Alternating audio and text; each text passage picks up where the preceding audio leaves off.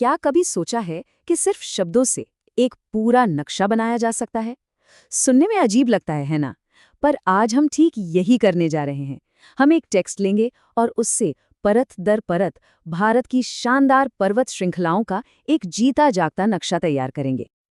तो सवाल ये उठता है कि भारत का नक्शा क्या वो सिर्फ कागज पर खींची कुछ लकीरें हैं, या फिर हर लकीर के पीछे एक जीती जागती कहानी छिपी हुई है?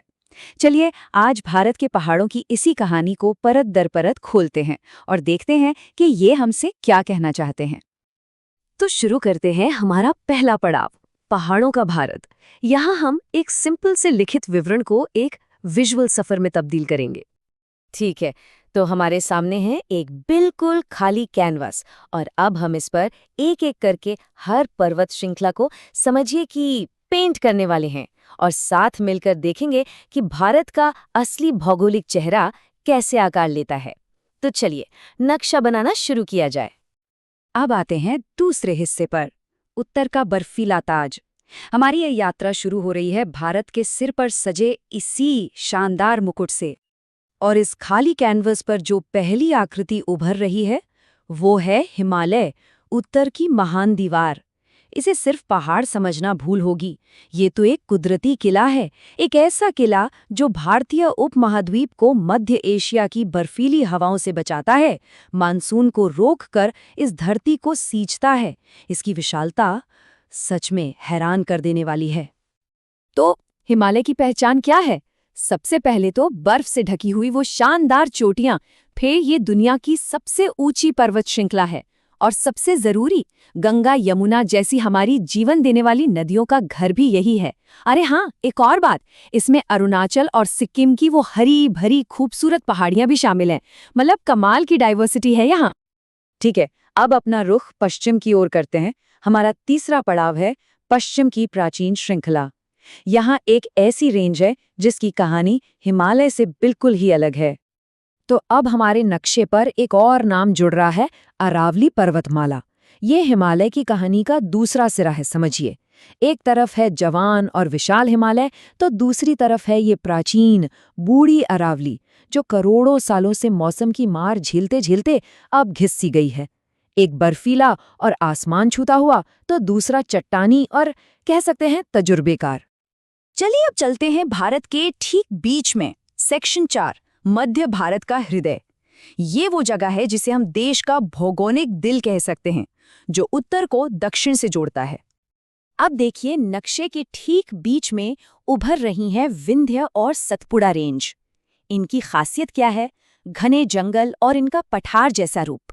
लेकिन ये सिर्फ पहाड़ नहीं है, ये असल में उत्तर और दक्षिण भारत के बीच एक कल्चरल और ज्योग्राफिकल डिवाइडर का काम करती हैं। एक ऐसी लाइन जिसने सदियों से हमारे इतिहास पर गहरा असर डाला है। और अब हम अपने इस सफर के आखिरी हिस्से की तरफ बढ़ रहे हैं, पांचवां पड़ाव, दक्षिण के हरे भरे घाट। चलिए अब दक्षिण भारत के उन तटीय पर्वतों की ओर चलते हैं जहां का नज़ारा अब तक हमने जो देखा उससे बिल्कुल ही जुदा है। तो अब हमारे नक्शे में जुड़ रहे हैं पश्चिमी और पूर्वी घाट। इन्हें तटों की सीढ़ियां कहना कितना सही है ना? ऐसा लगता है जैसे ये सीढ़ियां समुद्र की ओर उतर रही हों।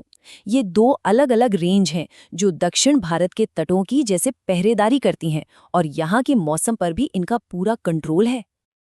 और जानते हैं, पश्चिमी घाट के बारे में एक बड़ी खूबसूरत बात कही गई है, हरे भरे झरनों और बादलों से ढका हुआ।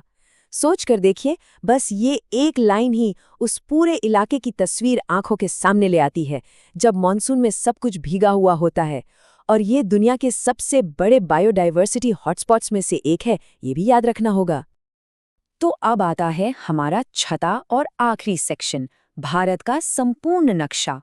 अब वो वक्त आ गया है जब हम इन सारे अलग अलग टुकड़ों को एक साथ जोड़ेंगे और देखेंगे कि हमारी पूरी तस्वीर कैसी दिखती है। और ये रहा हमारा बनाया हुआ भारत की पर्वत श्रृंखलाओं का पूरा नक्शा। देखिए, उत्तर में हिमालय, पश्चिम में अरावली, बीच में विंध्या सतपुड़ा और दक्षिण में दोनों घाट। ये सिर्फ एक नक्शा नहीं है, ये हमारी अब तक की पूरी यात्रा का फल है। तो एक बार जल्दी से दोहरा लेते हैं कि हमने क्या देखा।